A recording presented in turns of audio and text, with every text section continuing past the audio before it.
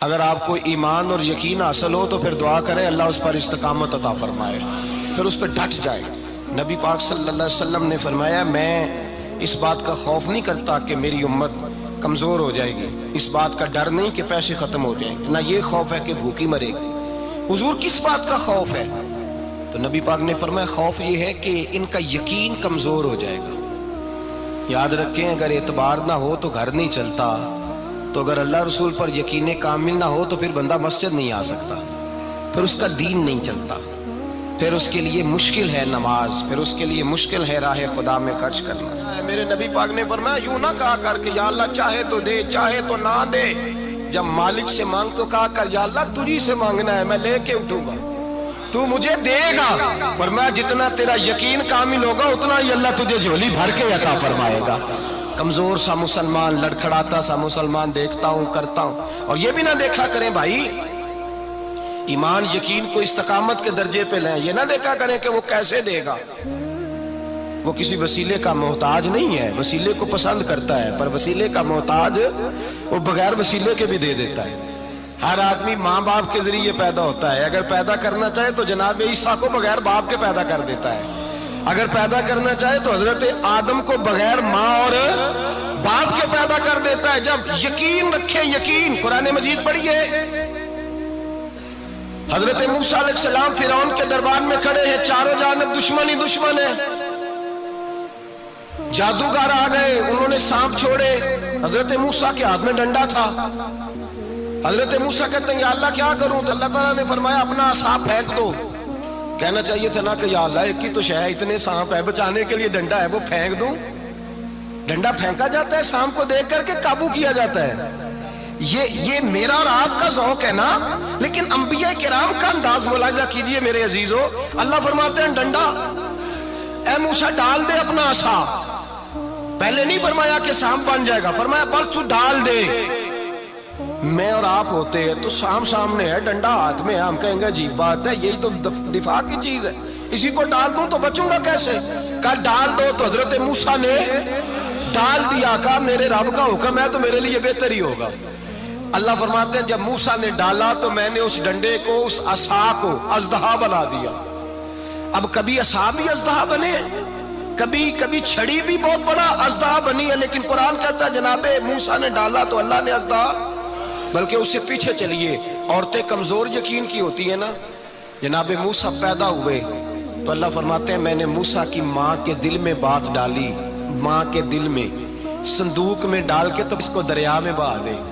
اور بھائی صندوق میں کہہ سکتے ہیں نا آکسیجن کیسے جائے گی، اور دریا میں بچے بچنے کے لیے ڈالے جاتے ہیں کہ ڈوبنے کے لیے ڈالے جاتے ہیں؟ ماں کے دل میں یقین کمزور نہیں تھا ماں کا۔ انبیاء کے ماں باپ موحد ہوتے ہیں، دین کو ماننے والے، ماں کے دل میں اللہ نے بات، اللہ قرآن میں کہتے میں نے وحی کی، میں نے القاء کیا، میں نے بات ڈالی۔ حضرت موسیٰ کی ماں کہتی ہے میں نے ڈال کے نا سمندر میں بیٹا، میں نے سمندر میں بیٹا ڈال کے صندوق میں بند کر کے رب کے حوالے کیا۔ آپ فرماتے ہیں میرے مالک کا بھروسہ کیا تو پھر میرے مالک کا کام دیکھو، کمال دیکھو، میں نے دریا میں ڈالا، اللہ نے فرعون کے گھر میں میرے بیٹے کی پرورش کرا دی۔ یہ یقین کہ حضرت موسیٰ کے پاس قوم آئی، قرآن پڑھیے، کہا جناب پانی چاہیے، وَإِذِ اسْتَسْقَىٰ مُوسَىٰ لِقَوْمِهِ، موسیٰ نے اپنی قوم کے لیے پانی مانگا، ہم نے کہا فَانْفَجَرَتْ مِنْهُ اثْنَتَا عَشَرَةَ عَيْنًا، اپنا ڈنڈا پتھر پہ مارو۔ عقل والا آدمی ہوتا تو اڑ جاتا، کہتا یا اللہ پتھروں سے بھی کبھی پانی نکلا ہے؟ اضرب بعصاک الحجر، مارو پتھر پہ ڈنڈا۔ اللہ کے نبی نے منٹ نہیں لگایا، ٹھا کر کے ڈنڈا لگایا، فانفجرت منہ اثنتا عشرۃ عینا۔ اللہ فرماتے ہیں جناب موسیٰ نے ایک عصا مارا، میں نے 12 چشمے جاری کر دیے۔ تو لے تو لا اللہ کرتا ہے، اللہ کہتا ہے پڑھ نماز روزی دوں گا، کہتا ہے سوچتا ہوں۔ اللہ فرماتا ہے آجا مسجد میں تیرا ہو جاؤں گا، کہتا ہے دیکھتا ہوں۔ رب فرماتا ہے تو میرے محبوب کی غلامی کر، میں تجھے محبوب بنا لوں گا۔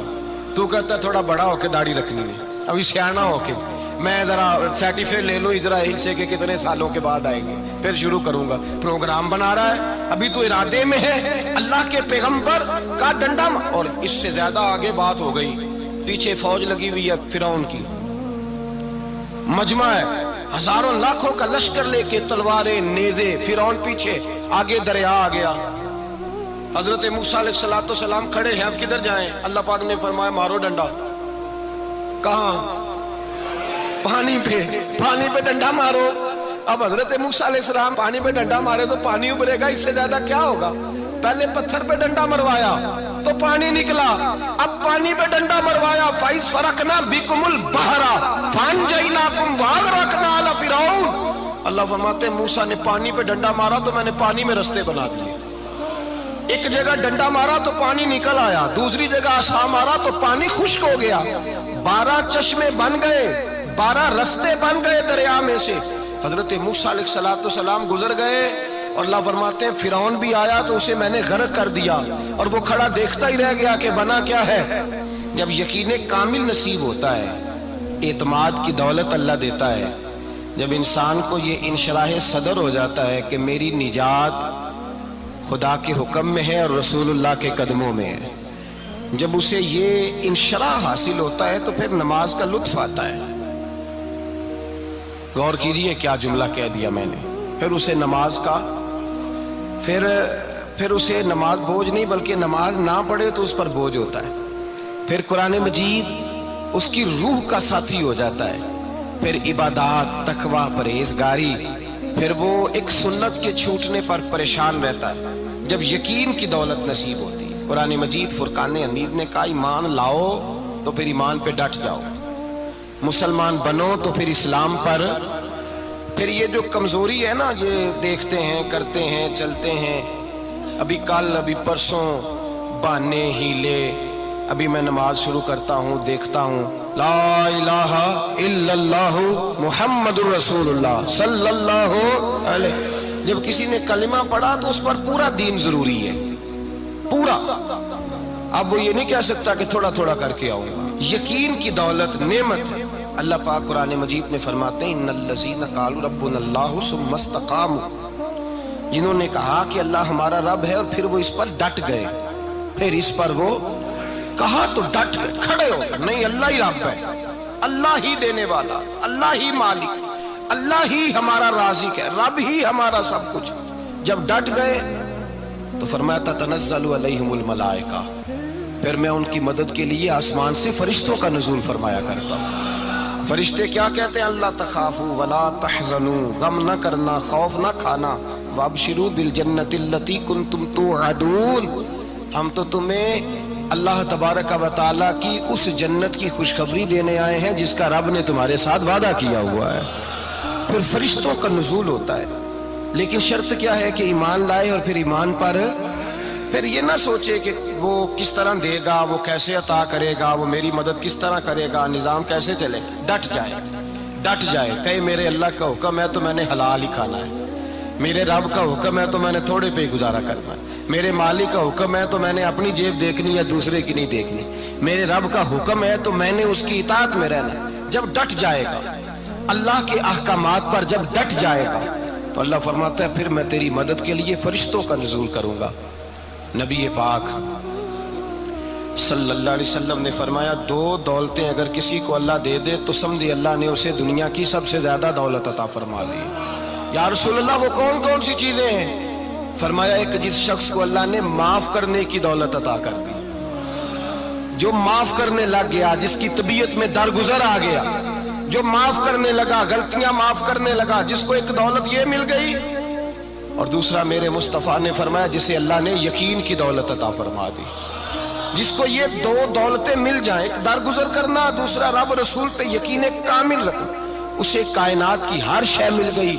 میرے نبی پاک نے فرمایا جب بھی دعا مانگو خدا سے یہ 2 نعمتیں مانگا کرو، عرض کیا کرو اے اللہ درگزر کی دولت عطا فرما، اے اللہ تو ہمیں یقین کی دولت عطا فرما، ایمان کی قوت اور پختگی نصیب فرما۔ میرے بھائی حضور نے فرمایا مانگ کے لو۔ کمزور ایمان والا شخص کسی کام کا نہیں ہوتا۔ جس آدمی کے ذہن میں شک کا بیج ایک دفعہ جنم لیتا ہے وہ آدمی تو غلام سے بدتر ہے، بے کیف سجدہ، روٹھی روٹھی سی عبادت، اس کی زندگی کیفیات سے خالی ہے۔ جس شخص کو پتہ چل جائے نا لوگ میرے مخالف ہیں، اس کا تو سجن رہتا ہی کوئی نہیں۔ اصل بات یہ ہوتی ہے کہ یہاں سوچ بیٹھا ہے کہ دنیا میرے خلاف ہے، یہاں مخالفت یہاں بیٹھ گئی ہے، دو بندے باتیں کر رہے ہیں تو پریشان ہے، میرے خلاف ہی لگے ہوئے ہیں، میری ہی بات ہو رہی ہے، کیونکہ اصل تکلیف کہاں ہے؟ اور اگر یہاں یقین کامل ہو گیا نا کہ سارے مجھ سے پیار ہی کرتے ہیں، تو پھر دو بندوں کو بات کرتا دیکھیں گے تو یہی سوچے گا میری تعریفیں کر رہے ہیں۔